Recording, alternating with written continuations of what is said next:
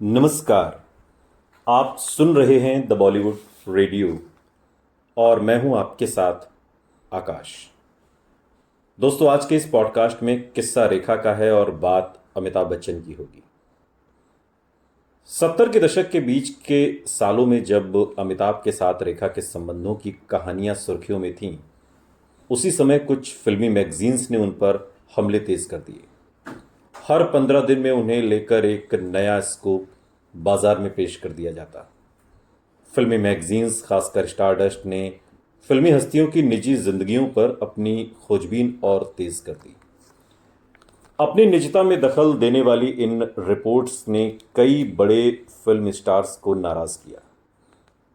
अमिताभ बच्चन की गांधी परिवार से निकटता जग जाहिर थी और उस जमाने के फिल्म मीडिया ने उन पर यह आरोप लगाया कि इमरजेंसी के दौरान उन्होंने अपने रसूख का इस्तेमाल करके कुछ फिल्मी मैगजीन्स, खासकर स्टारडस्ट, को बंद कराने या सेंसर कराने की कोशिश की। यह आरोप अमिताभ बच्चन पर लगा था। 2 साल बाद जब आपातकाल खत्म हुआ और इंदिरा गांधी चुनाव हार गईं, तो उस समय की 5 सबसे मशहूर फिल्म मैगजीन्स ने एक साथ आकर अमिताभ बच्चन को सबक सिखाने का फैसला किया।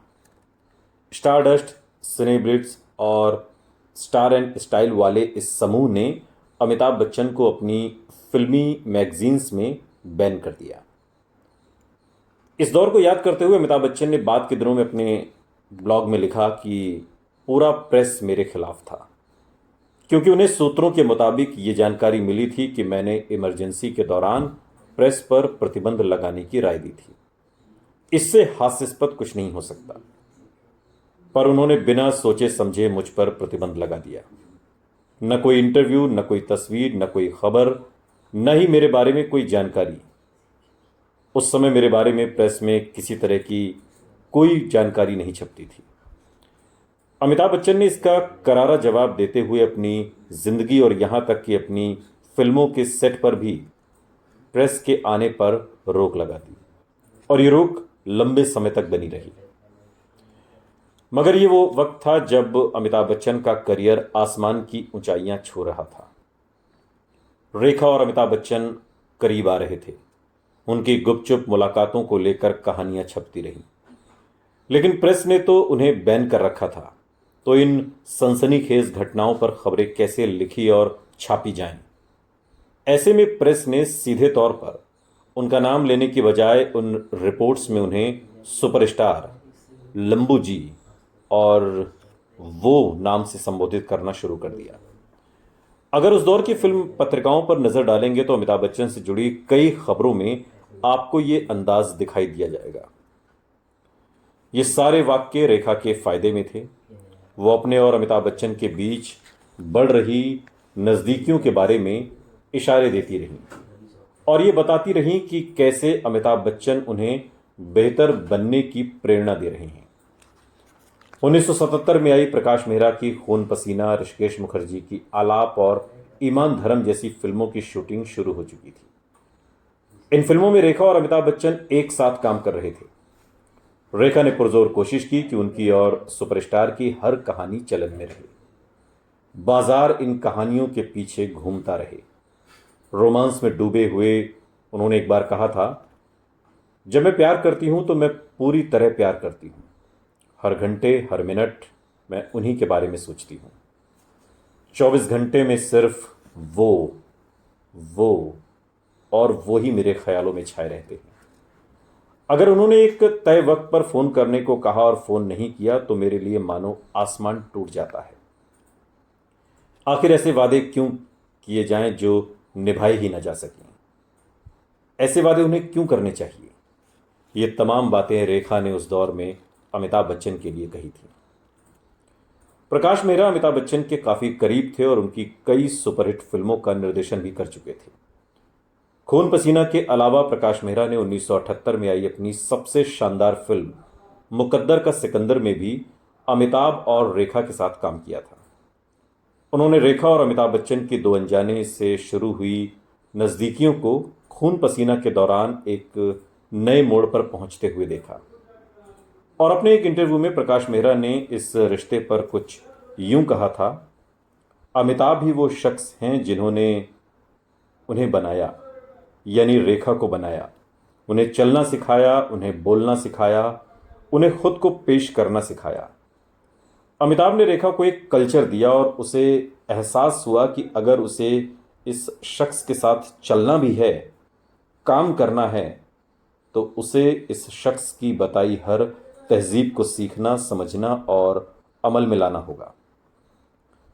अमिताभ की अंग्रेजी, उनकी हिंदी, उनके संस्कार, किससे मिलना है और किससे नहीं मिलना है, कैसे बात करनी है, ये रेखा ने उन्हीं से सीखा। ये उनका ही प्रभाव था जिसने उन्हें एक एक्ट्रेस के साथ ही एक महिला के तौर पर भी मुकम्मल किया।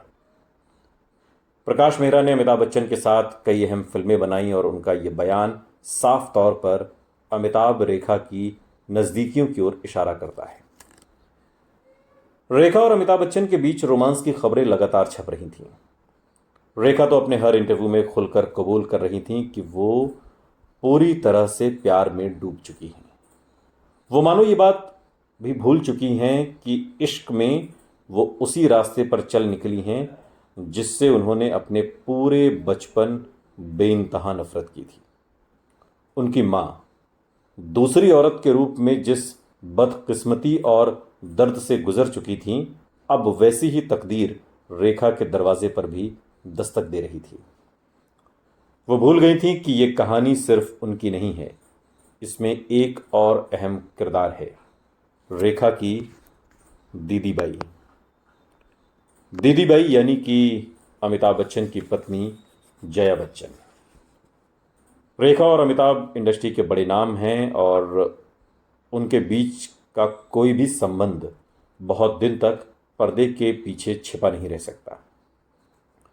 1977 की बात है। डाकुओं पर बनी सुल्तान अहमद की फिल्म गंगा की सौगंध, जो 1978 में रिलीज हुई, इस फिल्म की शूटिंग जयपुर में चल रही थी। फिल्म में मुख्य भूमिकाओं में अमिताभ बच्चन और रेखा थे। एक दिन आउटडोर शूटिंग के दौरान अपने मनपसंद सितारों की झलक देखने के लिए बेइंतहा भीड़ इकट्ठी हो गई। हालांकि सुरक्षा के पूरे बंदोबस्त थे, लेकिन इसी भीड़ में एक शख्स रेखा पर भद्दी टिप्पणी करता है। उसे बार बार चेतावनी दी गई, मगर वो अपनी ओछी हरकतों से बाज नहीं आया। जब उसका भद्दा मजाक जारी रहा तो अपनी शांत प्रवृत्ति के लिए मशहूर अमिताभ बच्चन ने अचानक से अपना आपा खो दिया और उस शख्स को सरेआम पीट दिया। शूटिंग में हंगामा खड़ा हो गया। यह वाकया जंगल की आग की तरह फैल गया।